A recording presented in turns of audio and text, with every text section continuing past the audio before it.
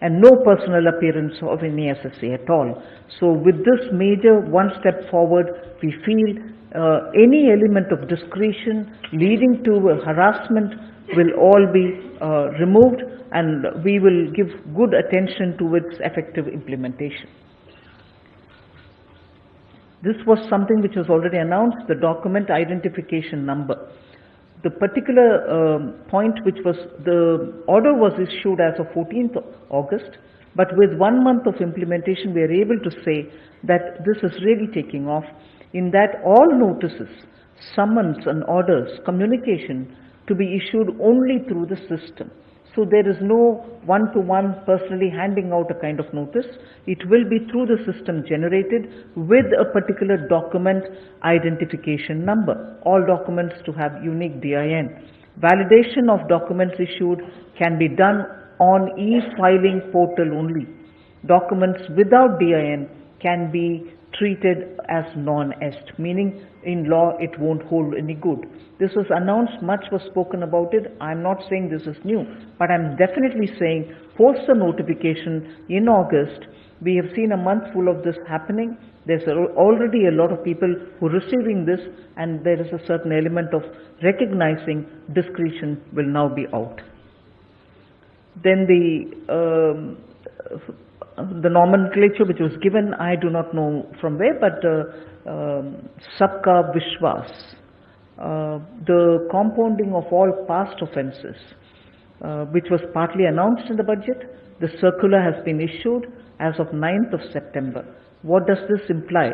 It implies that all compounding application can be filed up to 31st December 2019, which were not filed within prescribed time schedule earlier.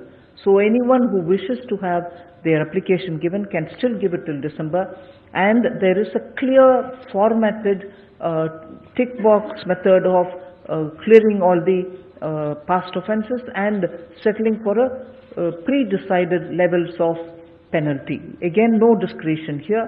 This will reduce the existing pendency of prosecution cases before the courts. So this settlement will remove the need for people to go to the courts to seek redressal. Follow-up action again on prosecution easing measures. Again, a circular has been issued on the 9th of September, and this will have these following features. Smaller taxpayers with minor procedural defaults will not be prosecuted. We had mentioned this, but the notification and the circular has come out on the 9th of September.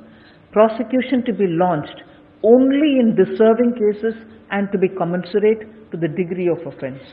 So this fear of everybody is being prosecuted, criminal action is being taken, is now completely removed where it is possible, particularly for small taxpayer. Procedurally, small errors, technical errors will now be seen as small offences which need not go through the route of prosecution. For defaults below 25 lakhs, prosecution shall be sanctioned only with the prior approval of a collegium of 2 CCIT or DGIT rank officers. So it's not going to be automatically somebody decides to take action, he takes action. Now the collegium will have to give an approval. It will consist of 2 people, top level officials.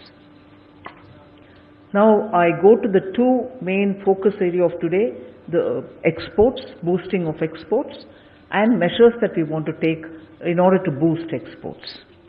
This might need a bit of narration, but steps which have been taken so far so that you understand the background with which the newer steps which are coming so that the whole measures that have been taken this far will become far more effective.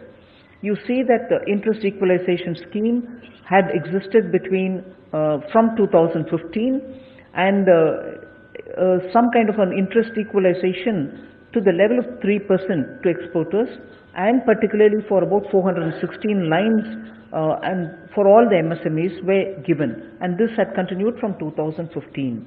Then the IAS rate, interest equalization scheme rate was increased to 5% for MSME exporters with effect from 18th November 18, and merchant exporters were also covered under the scheme with effect from 2nd February this year 2019. So these are the steps which had already been taken up. Then you also understand the ease of doing business ranking were changed. We improved on it. Trade infrastructure for the export scheme, the TIE scheme, were also being very clearly followed. Agricultural export policy was announced, enabling products which come from agriculture also to find an export market. Then transport and marketing assistance which was given was also taken up from 5th of March. Schemes for the rebate, which is the ROSCTL, had obtained cabinet approval for the garments and particular segments within the textiles. These were the broad background of actions which had been taken till now in the last 2 years, ending till February of 19. But now what we want to do is, I will probably be putting the new measures in about 6 silos which all relate to exports. So under measures for boosting exports, I am coming up with 6 different silos. The first one is the scheme for remission of duties on taxes on export products will replace MEIS. Now, I'd like to draw your attention that the name alone has not changed. It is not ROSCTL, it is not ROSL, it is remission of duties, RODTEP, remission of duties or taxes on export products. This is a new scheme which is coming, and it shall completely replace MEIS. Completely replace MEIS, not just for textiles, but for all goods and services for which the goods particularly, for which the coverage was given both by the Textile Ministry and the Commerce Ministry. So this one will replace all MES. Existing dispensation in textiles of MEIS and plus the old ROSL will continue up to December 31st, 2019. I wish this particular line is made absolutely clear. The existing dispensation in textiles, which is MEIS plus old ROSL, will continue up to December 31st, 2019. This is so because a lot of exporters probably have taken orders and they will have to be given a lead time, so we are giving this lead time. However, it equally means that post 31st December 2019, no MEIS will continue. It will only be remission of duties or taxes on export product, and that will completely replace all MEIS from 1st January 2020. So MEIS, I repeat, MEIS, particularly in the textile dispensation, MEIS plus old ROSL will continue only up to 31st December 2019. Now, textiles and all other sectors which currently enjoy incentives up to 2% over MEIS, which is already existing MEIS, over that you had 2%, will transit into RODTEP from January 1st, 2020. In effect, this new one, the RODTEP, will more than adequately incentivize exporters than the existing schemes all put together.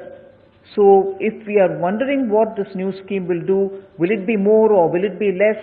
Here am I making a clear statement that in effect the RODTEP, the new scheme which comes into effect from 1st January 2020 for textiles and for all other commerce related products, will more than adequately incentivize exporters than the existing schemes all put together. Revenue foregone projected is up to 50,000 crores.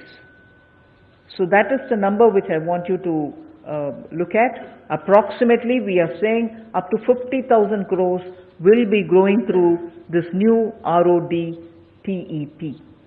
So that's my first silo for promotion of exports, particularly for those which are going through from textiles and commerce very clearly labor intensive sectors will get priority. The next silo in boosting exports, the measures that I want to mention here are fully electronic refund module for quick and automated refund of ITC, that is the input tax credit. Bharat की अर्थव्यवस्था में दिख रहे सुस्ती के बादल को छांटने के लिए ये तीसरी बार है जब वित्त मंत्रालय की तरफ से, सरकार की तरफ से कुछ अहम कदमों का ऐलान किया जा रहा है। और आज सरकार एक्सपोर्ट्स को बढ़ाने और होम बायर्स को, यानी घर खरीदने वाले लोगों की सहूलियत और इस सेक्टर में तेजी लाने के लिए कुछ अहम ऐलान कर रही है।